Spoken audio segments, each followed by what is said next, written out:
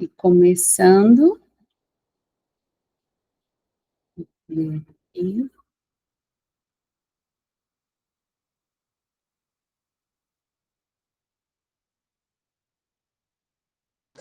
Oi, boa noite, tudo bem? Boa noite. Boa noite. Seja bem-vindo. Obrigada. Vou começar a aula. Curiosa para. certinho, vou estar gravando a aula, tá bom? Então, vocês podem interagir comigo por mensagem, né? Ai, que ótimo, linda, você começou a assistir semana passada, ótimo. Então, tá no comecinho, então é ótimo, né, de poder adentrar esse assunto tão rico que é falar dos seus sentimentos, né? Adentrar os seus sentimentos, né? Então, qualquer dúvida, querendo interagir, pode mandar mensagem, eu vou estar lendo, vou estar interagindo com vocês, tá bom? E no livro A Coragem de Ser Imperfeito, nós estamos na página 29. A partir daqui, eu vou dar uma acelerada na compreensão do livro, né? Quem quiser o PDF, eu posso mandar o PDF tranquilamente, tá? Então, depois eu envio para vocês, é só me pedirem.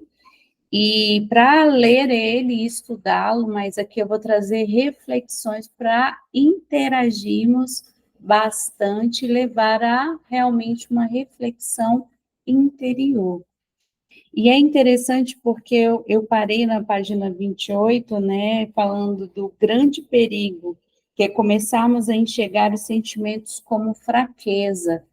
E, na realidade, isso, na nossa educação, principalmente na minha faixa etária, teve muito aquela fase de segura o choro, você não pode falar, né? Fica quieta, seja uma boa moça, né? Então, falar do sentir era algo que era avesso, porque até não se entendia isso naquela época.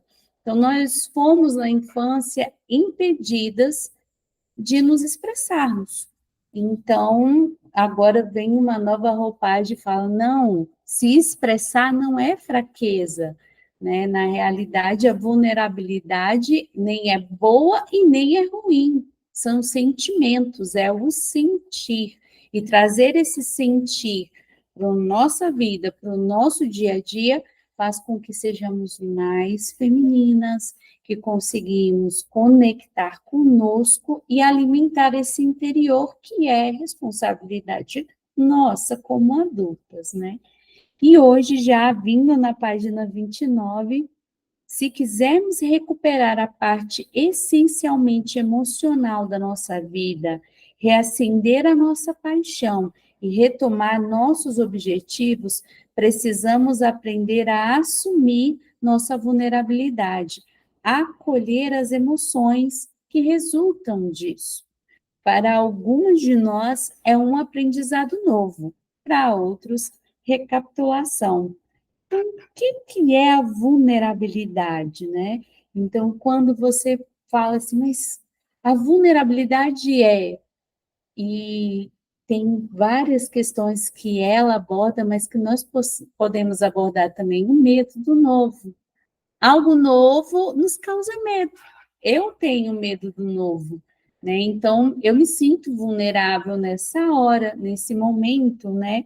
Então, ela traz aqui ser o primeiro dizer eu te amo, sem saber se essa declaração virá uma retribuição, né? Ser promovida e não saber se vai ter sucesso num novo cargo, né? Se apaixonar, né? Te coloca em situações de vulnerabilidade, né? Tentar alguma coisa nova, por exemplo, eu, Marcela, com essas aulas, me coloca num estado de vulnerabilidade porque eu não sei ainda se eu estou atingindo, então faz com que eu me sinta mais vulnerável. E tudo bem acolher isso, né? Admitir que estou com medo, apresentar o meu produto para o mundo e não ter retorno, pedir perdão, ter fé, né? Essas ações soam como fraqueza para você? Me conta aí, escreve na caixinha para mim de mensagens. Admitir que está com medo, né? Pedir perdão, apresentar o seu produto para o mundo e não ter retorno, né? Você acha que essas situações, né, por exemplo, apresentar um namorado novo para a família, né, de realmente, depois de tudo que deu errado, começar uma coisa nova, e as pessoas, nossa, já vai começar ela de novo, né? Realmente, essas ações, elas soam como fraqueza? Porque nós viemos de uma sociedade que fala assim, sentir é fraqueza. Então, você tem medo de sentir. Aí você bloqueia o sentir. Eu não me permito sentir, porque se eu sentir, eu vou sofrer. Então, há esse bloqueio em nós, né? Assumir responsabilidade do que sente. Será que é coisa de gente fraca? Né? A vulnerabilidade soa como verdade e é sinal de coragem. Você assumir que está com medo, assumir que está com raiva, assumir as suas sombras, que você não é boazinha o tempo todo, que às vezes você tem algo, a sua sombra dentro de você, né? A verdade e a coragem nem sempre são confortáveis, mas nunca são fraquezas. É verdade que quando assumimos que estamos vulneráveis, ficamos totalmente expostos. Sentimos que entramos numa câmara de tortura, que é a bendita da incerteza. Assumimos um risco emocional enorme, mas nada disso tem a ver com fraqueza. Quando pedimos que complete a frase, a sensação de vulnerabilidade é, e aí realmente a sensação é de pânico, de medo, de desequilíbrio, de ali vim, parece que estou correndo risco, né? Então tem essa questão de parece que eu estou nua na frente das pessoas, eu expor o que eu sinto, me causa medo, nos causa medo, né? E isso realmente acontece em nós, né? Nós gostamos de ver a vulnerabilidade, a verdade transparecendo nas pessoas, né? Nas outras pessoas, elas sendo vulneráveis, eu pensei, nossa, que legal, e aí o gatinho tá passando. E nós ficamos assim, nossa, como é bonita aquela pessoa que mostra lá as suas vulnerabilidades, as suas fraquezas, mas temos medo de deixar que as pessoas nos vejam na nossa vulnerabilidade. Eu lembro de um vídeo que eu gravei e postei no Reels, né, lá no perfil, onde eu choro. E é algo que realmente eu falei, não, eu vou gravar, porque aqui eu estou num estágio de transformação. Foi um processo que eu fiz e que nas minhas bonitas que fazem acompanhamento comigo, que já estão numa postura mais profunda, eu já levo esse exercício para ela, porque é um exercício extremamente complexo, mas que acessa os traumas. E ali eu vi acesso dos meus traumas mais dolorosos, e quando eu vejo a construção da minha vida, onde eu sempre me fiz pequena, me encaixei em lugares pequenos, porque eu não me permitia ser grande. Eu não me via grande, mas quando eu comecei a analisar a minha história e ver aonde eu sempre me encaixava e eu não conseguia desenvolver com medo do que as pessoas iriam fazer, da rejeição, da humilhação, que foram traumas muito grandes na minha infância, e que com certeza fazem parte da nossa infância também. Nossa, foram horas de choro ali, foi realmente uma catarse, né, quando eu gravei, mas expor isso é um ato de coragem, mas também eu não sei o que a pessoa vai pensar ao ver, né? Tem até um comentário lá que eu achei muito edificante, assim, a pessoa fala, eu vi chorando, a vontade era de rolar para cima, mas eu parei e escutei. E aí a pessoa agradeceu, né, a mensagem que eu tinha passado. Então, ali a pessoa viu, nossa, ela se expôs, mas ela tem uma mensagem ali. Então, eu aprendi com aquela mensagem, né? Ah, daí os escreve, ser vulnerável é aceitar-se como nós somos. A sociedade ainda condena as pessoas que demonstram suas vulnerabilidades, sim. Na realidade, é algo que nós vamos começar a trabalhar hoje. A questão da vulnerabilidade, onde mostrar o que eu sinto, vamos colocar assim, não é que o outro precise compreender.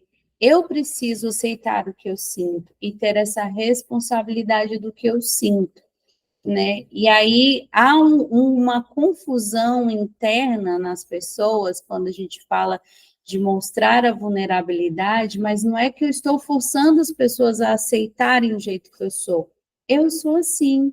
Se o outro não aceita, tudo bem, né? Mas eu sou assim, eu sinto assim, essas são as minhas luzes e minhas sombras. E tá tudo bem as pessoas não aceitarem. O problema é quando as nossas feridas infantis fazem com que a pessoa, o outro tem que aceitar. Aí há uma ferida infantil que precisa ser curada. Na realidade, eu demonstro porque eu já senti e eu já sei cuidar disso. E aí eu demonstro, né? Eu não estou demonstrando para pedir ajuda, na realidade, estou demonstrando aquilo que eu sou, né? E isso porque tememos, né, que a nossa verdade não seja suficiente, né? O que temos para oferecer não seja bom bastante, por isso que nós ficamos quietas e caladas, né? E ali a gente deixa de contribuir na vida de uma pessoa, né? Vulnerabilidade é coragem em você e fraqueza em mim. Eu sou atraída pela vulnerabilidade, mas sou repelida pela minha. Então, assim, nossa, a pessoa a demonstrar é muito bonito, mas eu demonstrar, eu acho que não é para mim. E isso vem muito na mente das pessoas, né? Não, não é para mim. Ou o simples fato de aceitar que o sentimento venha à tona. Porque qual é a maior questão das ansiedades hoje em dia? Eu não deixar esse sentimento vir à tona. Eu estou triste, eu estou decepcionada, eu estou com raiva. Eu não deixo, eu travo esse sentimento, que eu travo, eu impeço de sentir e aquilo vira um acúmulo dentro de mim, porque eu não consigo dar nome. Eu só sei que é uma agonia, mas eu nem consigo dar nome nela. Por isso vem a ansiedade. A ansiedade, ela só vai sumir quando eu conseguir dar nome a ela e deixar que esse sentimento venha para fora. E não tem como, andar comigo é te levar ao sentir. Eu vou te ensinar a sentir e trazer isso numa profundidade maior. E qual é o mito número 2 sobre a vulnerabilidade? Vulnerabilidade não é comigo. Quando éramos crianças, costumávamos pensar que quando crescêssemos, não seríamos mais vulneráveis. Mas crescer é aceitar a vulnerabilidade. Estar vivo é estar vulnerável, né? E essa escritora americana, Madeleine, trouxe isso belamente. Eu aceitar que estar viva é estar vulnerável. É um tema interessante, mas não é muito comigo. O sentir vai me levar para uma zona de desconforto. Não podemos optar por ficar por fora da incerteza, do risco e da exposição emocional que perpassam a nossa experiência diária. A vida é vulnerável. Na realidade, o viver, a rotina, tudo passa pela vulnerabilidade. Quando fingimos que podemos evitar a vulnerabilidade, tomamos atitudes que são muitas vezes incompatíveis com quem realmente desejamos ser. Muitas vezes tomamos atitudes incompatíveis com quem somos. Experimentar a vulnerabilidade não é uma escolha, é a única escolha que temos.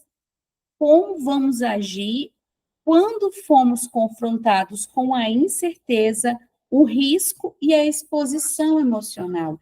Nós estamos sempre confrontando essa incerteza, a incerteza do risco, a incerteza da exposição, a incerteza de sermos ou não aceitas. Isso vai acontecer o tempo inteiro. E o mito 3, a vulnerabilidade é expor totalmente a minha vida. Aí vamos para o outro extremo. Uma era a vulnerabilidade não é para mim, sou fechada a isso. Já o outro mito é que na vulnerabilidade eu preciso me expor totalmente. Ah, então eu vou falar da minha vida para todo mundo, eu vou ser um sentimento, um sentir ali para todos. Será que também esse excesso também não esconde algo? Vamos acompanhar. A vulnerabilidade se baseia na reciprocidade e requer confiança e limites. Vulnerabilidade tem a ver com o compartilhar os nossos sentimentos, as nossas experiências com pessoas que conquistaram o direito de conhecê-los. Estar vulnerável é aberto, passa pela reciprocidade e é uma parte integrante do processo de construção da confiança. Não podemos ter sempre garantias antes de compartilhar algo. Não temos. Na realidade, quando vamos compartilhar, ali são testagens. Nós ainda não conhecemos o outro campo. Então, nós vamos indo devagarinho. E ali a pessoa vai nos conhecendo e cada vez mais de conhecimento, nós adentramos a vulnerabilidade dela e também expomos a nós. Não podemos ter sempre garantias de compartilhar algo. Entretanto, não expomos a nossa alma na primeira vez que encontramos alguém. Nós não vamos falar das nossas maiores dores para quem a gente não sabe se vai acolher e respeitar essa vulnerabilidade, né? Pode ser desespero, carência afetiva ou necessidade de atenção quando fazemos isso com quem não conhecemos, né? Mas não é vulnerabilidade. O resultado dessa vulnerabilidade mútua e respeitosa é um vínculo maior, mais confiança, mais envolvimento. A vulnerabilidade sem limites leva à falta de empatia, desconfiança e isolamento. Isso vocês podem ver e a gente acompanha muito nas redes sociais pessoas que expõem muito as suas fragilidades na internet. Elas expõem a ponto de serem ridicularizadas, das pessoas desconfiarem, né? E gera isso mesmo nas pessoas, né? Esse grau de exposição. Para dissipar o mito de que a vulnerabilidade é compartilhar os nossos segredos com todo mundo, vamos examinar a questão da confiança. Como sei se posso confiar a alguém se é bastante para ficar vulnerável? Já vem essa pergunta na mente, né? Só me mostrarei vulnerável a alguém se estiver seguro de que essa pessoa não me decepcionará. Será que é assim, né? Como saber se alguém irá atrair a minha confiança? Como saber? Vocês sabem me responder? Como você vai saber se alguém vai atrair a sua confiança? você vai ter que ceder. Você vai ter que mostrar um pouco. E aí, a Brené, ela conta uma história muito bonitinha, que eu vou resumir aqui para vocês, da filhinha dela. A professora do jardim de infância fez um combinado com as crianças, em que cada boa ação, tudo que ocorresse bem na sala de aula, ela colocaria uma bolinha de gude dentro do vidro. E aí, quando esse vidro estivesse cheio, as crianças teriam festa. Mas se acontecesse algo ruim na turma, ela tiraria a bolinha de dentro do vidro. E aí, o que aconteceu com a filhinha dela? Ela contou algo para um coleguinha, e esse coleguinha saiu espalhando para todas as crianças, e as crianças começaram a ridicularizar ela, né? E ela se sentiu totalmente exposta e triste. E ela não queria ir mais para a escola. E aí a mãe falou assim, mas ela teve aquela coisa da revolta de ir lá querer defender a filha, né, e tudo do que aconteceu, mas aí ela lembrou dessa questão das bolinhas de gude, né? E aí ela falou, a vida é assim, filha. A gente coloca um ponto positivo, a bolinha de gude. Se não deu certo, nós retiramos a bolinha de gude. Então, a questão da confiança é realmente você dar um espaço. Se a pessoa merecer mais, você dá mais, né? E se você decepcionar com aquela traição, você tira. E aí é onde você começa a se cuidar e falar assim, ela não merece mais de mim, né? Então, não merece com que eu exponha mais. Vai me ferir, vai me machucar se eu continuar me expondo naquele lugar. Só que o que acontece muitas vezes conosco? A bendita da dependência emocional. Aí nós, não, vamos dar mais uma chance, né? Quem sabe, né? Ou então assim, não, mas eu sou uma pessoa madura o suficiente, autoconfiante, eu vou continuar me expondo. Aí cai novamente, não se protege aquilo que sente com medo de ficar só. Então, nas relações abusivas, tanto de amizades, familiares, relacionais, acontece muito isso. Eu me dou porque eu sou uma pessoa bondosa. Só que você está se ferindo por dentro. Aí você, eu sou assim mesmo, inocente, não vi. Eu falo, não, vou dar mais uma chance. Aí se expõe novamente isso, vão criando feridas a ponto de falar, pronto, agora eu me fechei para todo mundo. E ali você acaba o quê? Perdendo amizades verdadeiras. E aí a Brené trouxe, assim, você não tem coleguinhas que você confia? Aí ela lembrou de várias coleguinhas, de várias situações, que realmente aquelas pessoas eu consigo contar tudo. Então, é não ser os extremos, né? E realmente sermos seletivas com quem podemos confiar, né? Na verdade, essa traição geralmente acontece muito antes de todas as outras. Estou falando, aí ela traz a questão dessa metáfora da traição, que é bem interessante, da questão da confiança. Quando uma pessoa trai a sua confiança, na realidade, ela já apresentou algum descompromisso com você, só que você não notou, né? Então, há um descompromisso antes, que foram dando sinais e muitas vezes nós não vemos os sinais, ou vemos e passamos um pano, né? E ali ela está falando do não se importar com o sentimento do outro. Se há um descompromisso, é porque realmente não houve um zelo naquele relacionamento, né? Que desfez o vínculo. De não dedicar tempo e esforço àquele relacionamento. A palavra traição evoca experiências de falsidade, mentira, quebra de confiança, omissão de defesa, quando o nosso nome está envolvido em intrigas, fofocas, né, e de não sermos escolhidos como alguém especial entre as pessoas.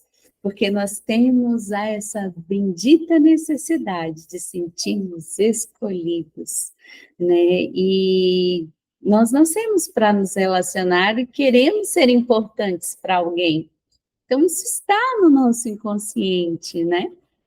E quando a pessoa vem fazendo uma atitude contrária, qual é a primeira reação? Eu jamais faria isso. Mas aí, quando você está lá, tudo bem que a outra fez isso, ela não se dedicou da mesma forma que eu me dediquei.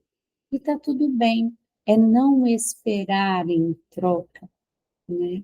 E falar assim, não, agora eu vou me cuidar mais, me cuidar melhor das minhas relações para não acontecer esse padrão novamente. É o atentar ao aprendizado das situações para que você não impeça de ser vulnerável, porque situações de traição geralmente são essas que fazem eu me bloquear e falar, eu não vou mais permitir que ninguém tenha acesso. Mas, na realidade, não é isso. É aprender. Então, o que eu aprendi aqui? Né? Eu aprendi que eu ou me doei demais, ou esperei demais, né? Ou não me atentei aos sinais. Então, eu levo um aprendizado, agradece o aprendizado e segue sem se fechar. Nossa, Marcela, mas isso parece que é difícil, mas é um treino. Tudo que nós fazemos é um treino. Treino mental, treino do corpo, é um treino.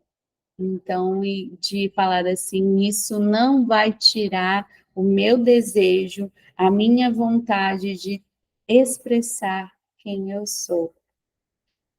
Voltando ao livro, quando as pessoas que amamos ou com quem temos uma forte ligação param de se importar conosco, de nos dar atenção e de investir no relacionamento, a confiança começa a se extinguir, a mágoa vai crescendo, o descompromisso gera humilhação e desperta os nossos maiores medos de ser abandonado, desvalorizado e desprezado.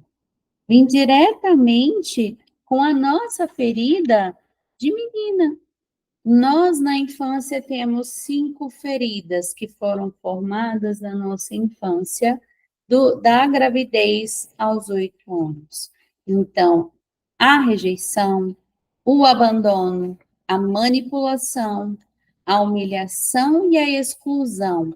E todos esses sentimentos que todos nós passamos na nossa infância, ali de modo mais como gravar, sem ter muita consciência do que aconteceu, nós só sentíamos. Estão gravadas em nós. Essas 5 fases, esses 5 sentimentos estão em nós. E temos essa necessidade, por isso que tem esse medo tão profundo, né, de ser abandonada, de ser desvalorizada, de se sentir humilhada, né? Isso é algo que nós precisamos sempre visitar até que seja curada essas dorezinhas. A confiança é um produto da vulnerabilidade, que cresce com o tempo e exige trabalho, atenção e comprometimento total.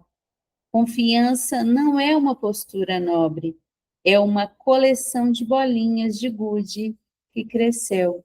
Então, Marcela, eu vou falar o que eu sinto. Fale o que você sente, mas na realidade eu falar o que eu sinto porque eu já protejo o que eu sinto, independente do que o outro vai fazer com isso. Ser vulnerável e entregar a responsabilidade para o outro é, vamos dizer, um sentimento infantil. Na realidade, eu falo e expresso porque eu já sinto e eu sei que eu me protejo. É um processo? É um processo de aprendizado que pode levar a vida toda. e são as benditas bolinhas de gude colocadas, bendito o autocuidado, o autoconhecimento que nos trazem neste lugar. Nós vamos aprendendo dia após dia. O quarto mito, eu me garanto sozinho. Nós vivemos sozinhos? Não, né? Ninguém nasceu para ficar sozinho. Nós somos seres relacionáveis. Então, quando você para pensar, Marcela, tem tanta gente sozinha, tem tanta gente com medo de sofrer, mas tem um pet dentro de casa para não se sentir sozinho. Nós precisamos nos relacionar, nem que seja com pets. Nós precisamos. Nós temos essa necessidade, né? Então, eu me dedico aos pets. Aí, quando você vai analisar a vida da pessoa, ela sofreu tanto que ela já não se permite sentir. É como se tivesse vedado e realmente tampado o coração. E fala assim, eu não vou sentir, porque aquilo doeu demais. E se o trauma não foi resolvido, não te levou novamente para a vida, é porque ele ainda está sangrando dentro, ele não foi solucionado. Você só fez o quê? Tampou ali e não quer ver. E o problema, a dor, o trauma, ele demora o tempo que for necessário para ser resolvido. Então, qual é a melhor tendência, a melhor escolha? Vamos resolver o mais rápido possível para não ficarmos travadas na dor. Mas enquanto nos fere, enquanto nos trava e nos impede de sentir, faz com que ficamos naquele lugar até que o problema seja resolvido. Então, uma qualidade que temos em alta conta em nossa sociedade individualista é a capacidade de se virar sozinho. Mesmo que possa parecer infeliz, deprimente, admiramos a força que isso invoca. Se garantir sozinho é algo reverenciado. Quantas vezes nós vemos, vou até grifar aqui, que essa parte eu não grifei. Quantas vezes nós vemos por aí nas redes sociais? Estou mais feliz sozinha, melhor sozinha do que mal acompanhada, né? E fala assim, não preciso de ninguém para ser feliz, né? Na realidade, aquilo está escancarado o quê? Eu me machuquei tanto que eu estou com medo de me machucar novamente. Estou com medo de me relacionar, estou com medo de sofrer, estou com medo de olhar para as minhas dores e minhas feridas. Então, fica assim, aquela imagem que passa, caramba, ela é fodona, se vira sozinha, ela realmente se garante, mas por dentro está completamente quebrada. Toda mulher que transparece forte por fora é a menina ferida por dentro que não conseguiu se reorganizar. E eu nem trago aqui a questão da solitude. A solitude ela é muito importante, sim. Aprender a estar sozinha é muito importante. Aprender a estar na sua companhia, passear sozinha, estar sozinha nos lugares, resolver a vida. Sim, isso faz parte da vida adulta. De que quando nós estamos numa dependência emocional muito grande, nos coloca num estado de dependente das pessoas, mas na realidade nós não conseguimos olhar para nós, né? Então, assim, eu já tive casos em que a mulher não fazia nada sozinha, ela sempre delegava para alguém, sempre pedia ajuda para alguém, até que eu falei, epa, você já é adulta, né? Tem coisas que você consegue resolver sozinha, né? Então, há esses extremos, ou o extremo da dependência, ou o extremo da independência extrema, mas que ambos ali não estão olhando para si, né? Voltando para o livro, a jornada da vulnerabilidade não foi feita para se percorrer sozinho. Nós precisamos de apoio. Precisamos de pessoas que nos ajudem na tentativa de trilhar novas maneiras, de ser e não nos julguem, né? Precisamos de uma mão para nos levantar quando caímos. E se você se entregar a uma vida corajosa, levará alguns tombos. Durante o desenrolar da pesquisa, os participantes foram muito claros em relação à necessidade que sente de apoio, de encorajamento, por vezes ajuda profissional, quando voltaram a entrar em sintonia com sua vulnerabilidade e sua vida emocional. A maioria de nós sabe muito bem prestar ajuda, mas quando se trata de vulnerabilidade, também é preciso pedir ajuda. Aí a Jane colocou aqui: Deus o livre de ser sozinha, amo estar na companhia dos filhotes, amigos e de um mozão. Sim, nós nascemos para nos relacionar, ninguém nasceu para ser sozinho, né? Então, a realidade que nós vemos no sistema, né? Na sistêmica, quando você vai para a filosofia sistêmica, quando uma pessoa fecha para relacionamentos e fala, eu não quero me relacionar, ela não quer mais viver. Ela já assumiu que não está mais aberta para a vida e está indo para um suicídio emocional. E aí é onde ela começa a adoecer por dentro, né? E ali há vários fatores e várias dinâmicas por trás, que aí é cada caso individual, nós olhamos com cuidado. Mas a maioria é porque as pessoas não deixam a dor ir embora. Porque deixar a dor ir embora vai te trazer um vazio. E eu falo muito isso nas minhas abordagens. E esse vazio causa desconforto, porque eu nunca tive ele e eu não sei como lidar com ele. E, na realidade, esse estado vazio é o estado que vai te permitir ser mais feminina e te trazer paz. Então, tem todo esse envolvimento com pessoas, é necessário para ter uma vida de qualidade, querer viver, querer estar com pessoas, né? E, óbvio, aqui a gente não coloca transtornos, né? A gente não coloca nada desse tipo, porque a gente sabe que é algo específico. Mas todo ser humano nasceu, sim, para se relacionar, né? Todos nós precisamos de ajuda.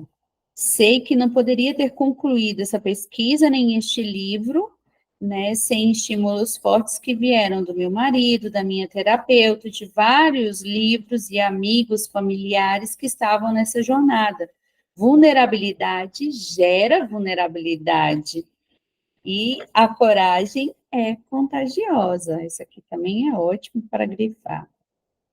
Se vocês prestarem atenção lá nas minhas postagens, principalmente as frases, elas estão vindo justamente da semana que nós estamos estudando. Então, é um reforço daquilo que nós vemos aqui, porque, querendo ou não, é um conteúdo denso que realmente precisa ser trabalhado, é algo progressivo, né?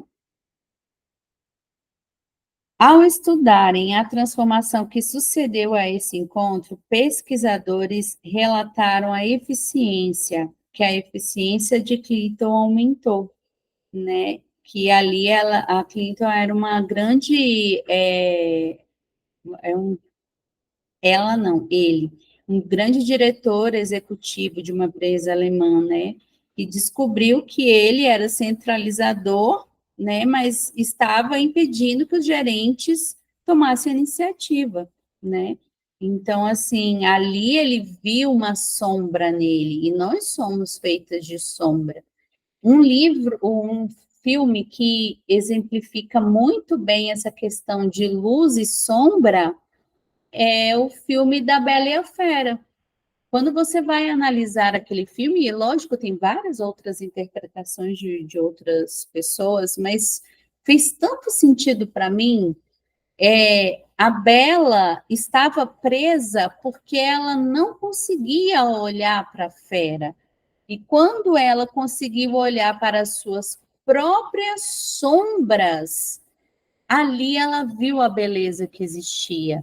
Então, isso acontece conosco quando nós não vemos as nossas limitações, nós, na realidade, retraímos, reprimimos e não queremos ver, nós não vamos conseguir também ver a beleza de quem somos. Então, essa luz e sombra, ela precisa ser trabalhada o tempo todo e aceitar a sombra. Eu te vejo, sombra, né? Para que assim, quando eu vejo esse meu lado negativo, eu consiga trabalhar nele, né? Porque essa questão comportamental é isso. Eu vejo que está de negativo, não, agora que eu vejo, porque antes de ver, eu não consigo adentrar. Então, agora eu vejo e eu permito com que novos comportamentos venham diante daquele sentimento negativo, né? Da mesma forma, as minhas maiores transformações pessoais e profissionais ocorreram quando comecei a perceber quanto meu medo de ficar vulnerável estava me tolhendo e reuni coragem para revelar as minhas lutas e pedir ajuda. Depois de fugir da vulnerabilidade, descobri que aprender a se entregar ao desconforto da incerteza, o risco da exposição emocional, era de fato um processo doloroso. E isso é muito interessante quando nós colocamos ali a questão de relacionamentos, de conhecer alguém, né? Nós estamos completamente vulneráveis, a gente não tem a certeza. A gente não tem a certeza que ninguém vai aceitar a gente realmente corre um risco, né, ali de uma exposição emocional e não se sentir aceita, né? É um processo doloroso, é um desconforto, tanto que na comunicação feminina, muitas vezes, o que acontece de errado na comunicação feminina entre casais? Geralmente, vem e fala, você fez isso de errado, eu me sinto injustiçada. Ela falou como se sente? Mais ou menos. Ela mais acusou do que falou como se sente. Se ela virasse para mim e falasse, eu sinto que não sou valorizada. Olha a diferença. Só que falar isso causa um desconforto emocional e geralmente o que a gente faz? Segura. E aí, quando nós falamos, estouramos. Aí, quando estoura, já não é a parte adulta. Geralmente é a parte criança que está clamando, a parte vitimista que está clamando, e não é a parte consciente. Agora, quando eu sinto desconforto, seguro esse desconforto e falo, aí sim o desconforto sai e você consegue afirmar o que sente de maneira tranquila, né? Sem acusações, que isso é muito importante na comunicação feminina.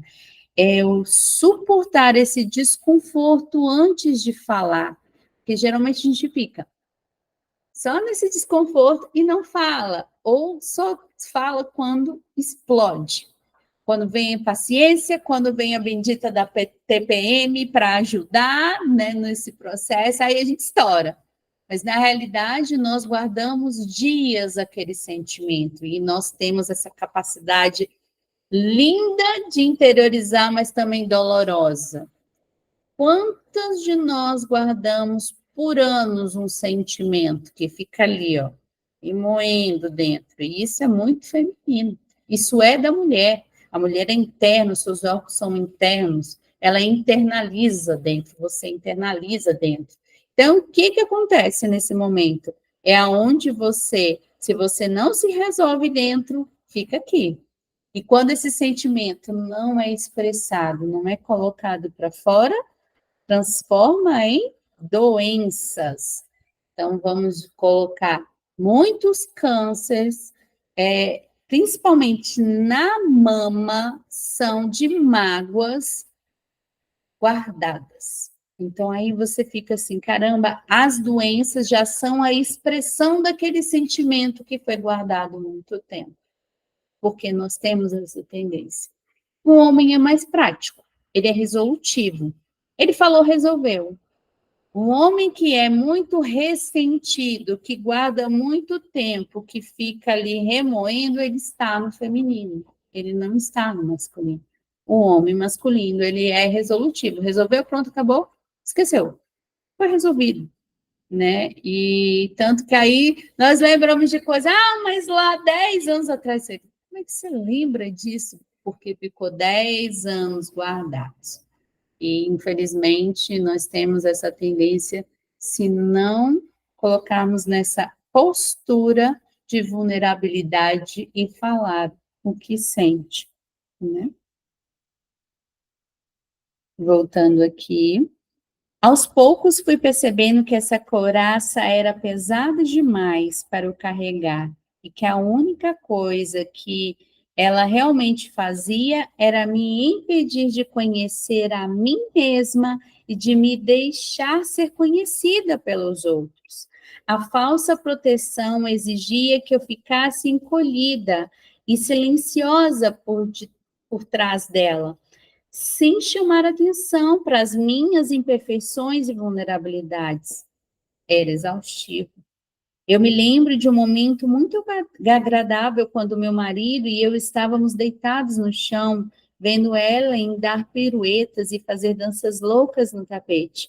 Olhei para Steve e disse: não é engraçado como eu a amo ainda mais por ficar assim tão vulnerável, desinibida, parecendo uma boba? Eu nunca faria isso. Você consegue imaginar sendo tão amado assim? Steve olhou para mim e respondeu: pois eu te amo exatamente assim.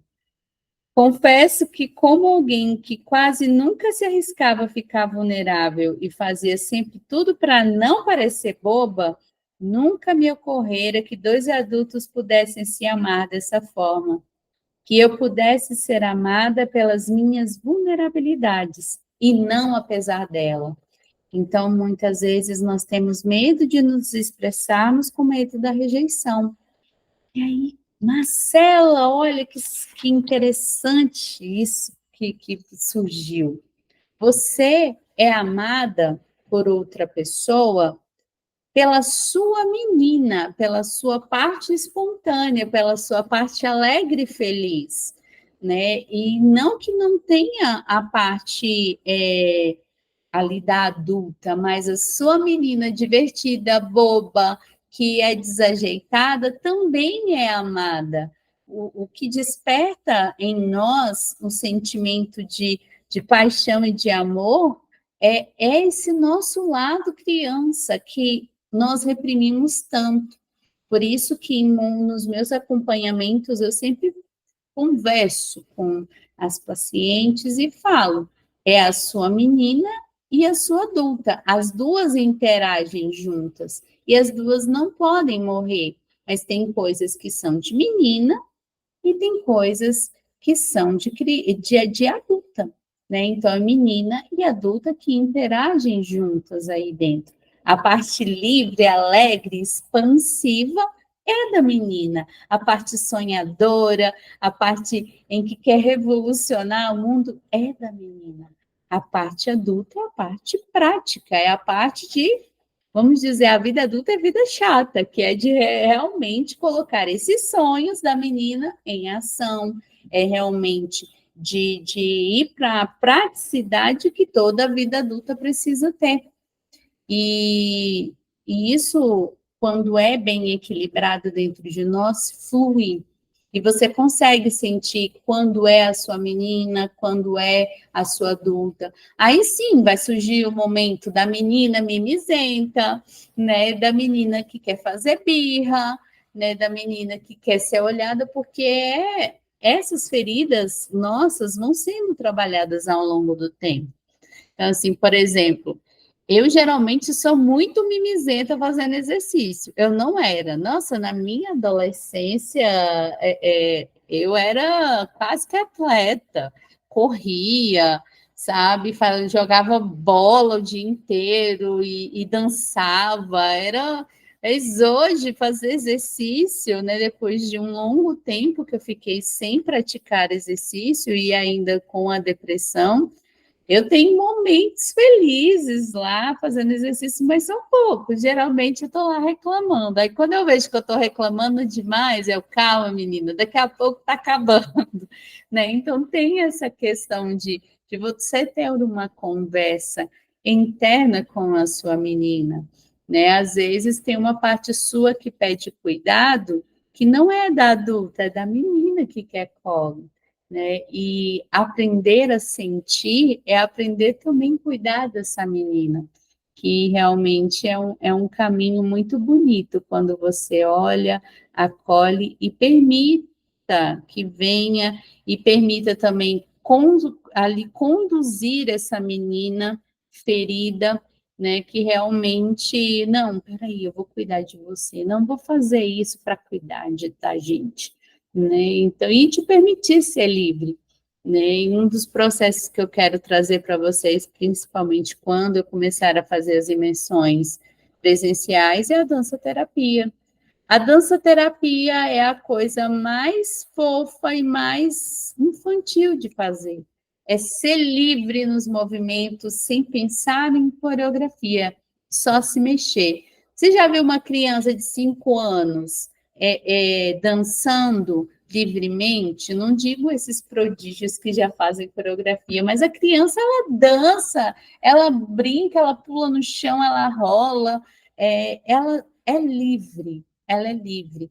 E trazer isso para nós, essa liberdade de viver esses instantes, nos traz uma leveza enorme, né? E assumir que temos esse lado fofo, esse lado espontâneo, que também tem os lados de dores e que nós vamos cuidando dessas dores, né?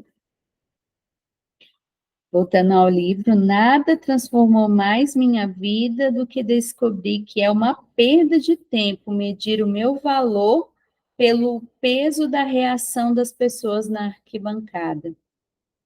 Quem me ama estará do meu lado, independente dos resultados que eu possa alcançar.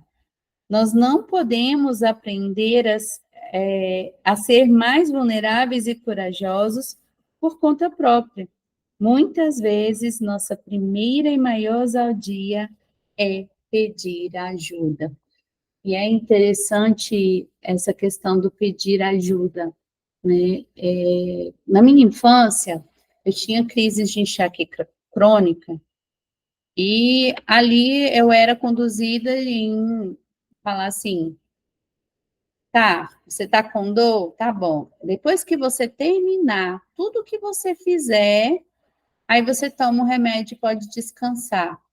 Então, eu sentia, às vezes, horas de dor de cabeça para tomar um analgésico e conseguir descansar enquanto eu estava fazendo determinado serviço. E o que isso aconteceu com a Marcela? Foi criando uma couraça, resistindo a dores, né? Eu sou uma pessoa que resiste muito às dores. E que quando eu peço ajuda, porque ali eu tive que silenciar por conta dessas feridas, de que você está mentindo, você não está com dor, você está com preguiça. Então, o que aconteceu comigo? Fazia tudo com dor. Eu ainda faço as coisas com dores, mas hoje é bem menos do que eu fazia. E eu cheguei a um estado crônico de realmente ter uma trombose no cérebro, porque eu fui aguentando as dores, né? Então, o que eu fazia? Aguentava, era 24 horas de dor, acordava, eu abria os olhos, já sentia dor. Dormia com dor. Então, era uma tortura constante. E na época da TPM era pior ainda. Aí eu ia pro pronto-socorro, tomava na veia as medicações, né? E ia para casa, aliviava um pouquinho, não que resolvia, mas aliviava e ia para casa. Mas chegou um determinado dia em que não passou a dor. E aí eu passei o dia tomando medicamento. Ele, mas como assim? Você ainda está sentindo dor? Não, ele vai, mas eu já te passei todos os medicamentos. Ele, não, vou te internar. E é lá, né, quando eu estava na UTI, fiz os exames e aí foi diagnosticado que eu estava com trombose no cérebro.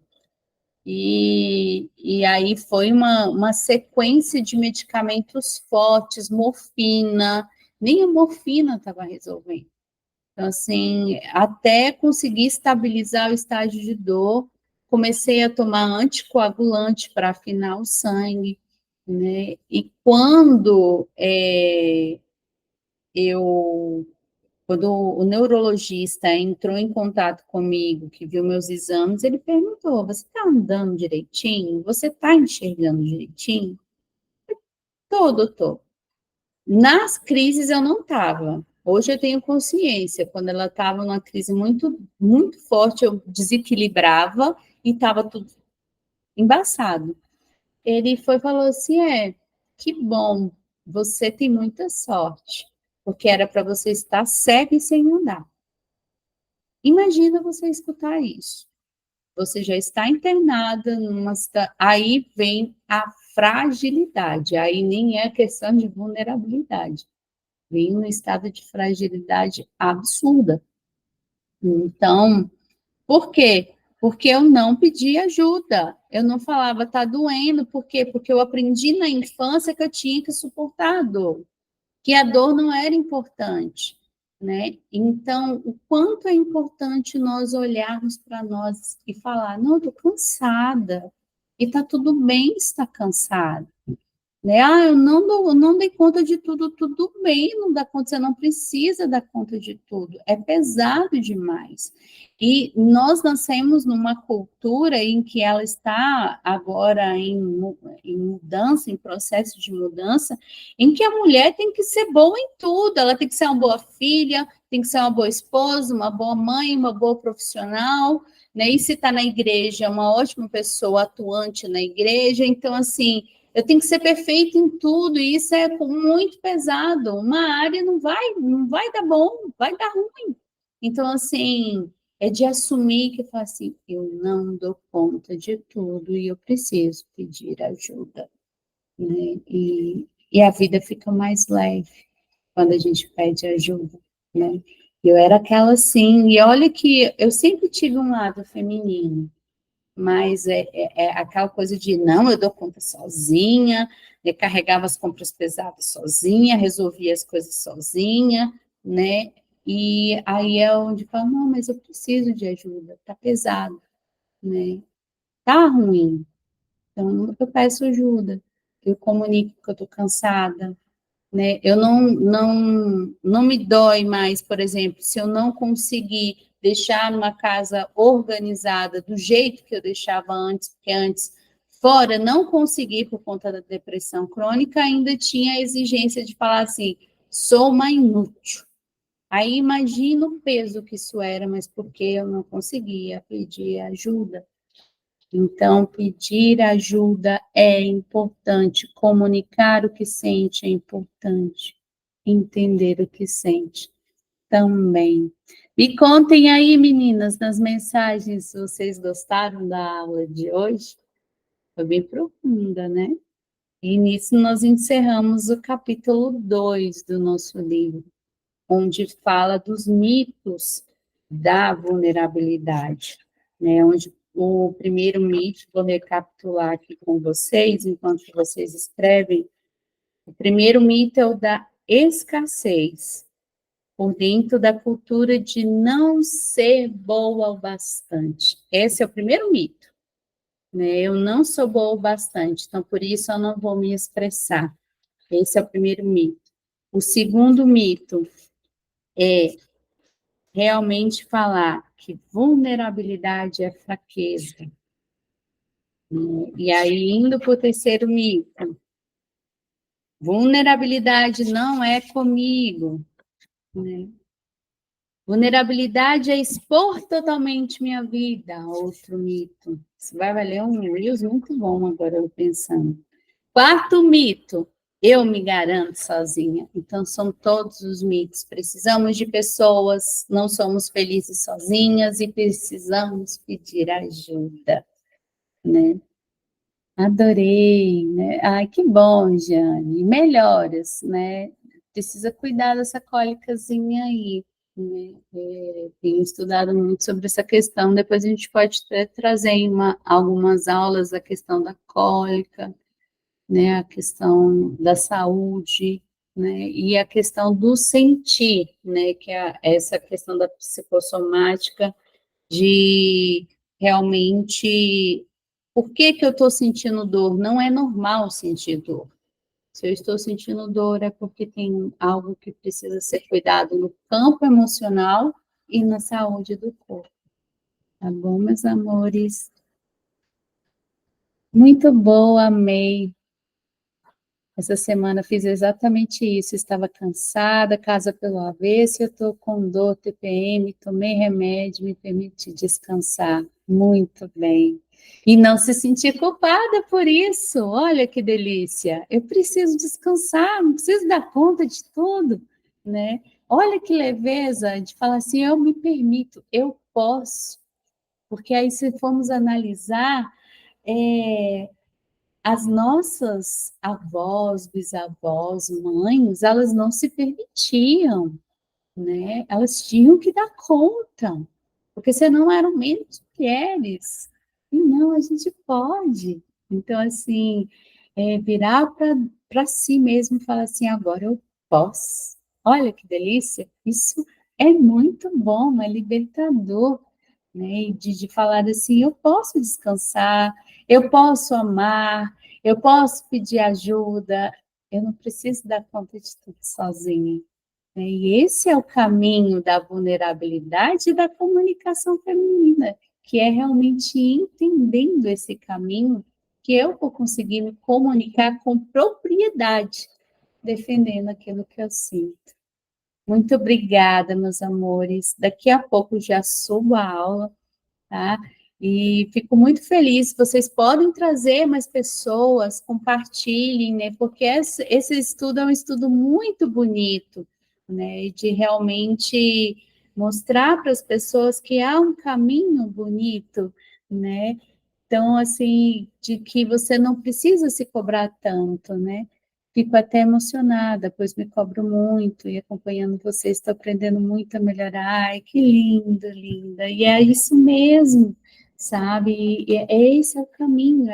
Tem um caminho leve. O caminho que nós traçamos até agora é pesado e não precisa ser pesado. Ele pode ser leve, né? E mulheres leves são felizes, né? E atraem coisas boas para si. Né? Então, isso é o essencial, né? E fico muito feliz em poder ajudar, né? Em poder realmente contribuir e mostrar para as mulheres, vocês podem. Né? Uma boa noite, meus amores, fiquem bem, estou por aqui. Um beijão. Tchau, tchau.